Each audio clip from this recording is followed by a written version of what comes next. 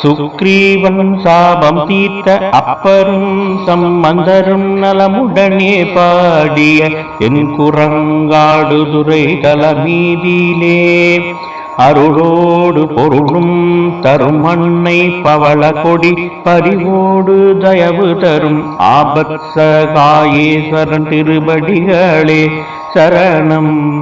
அம்மையப்பன் திருவடிகளே சரணம்.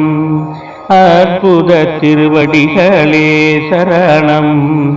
அம்மையப்பன் திருவடிகளே சரணம்.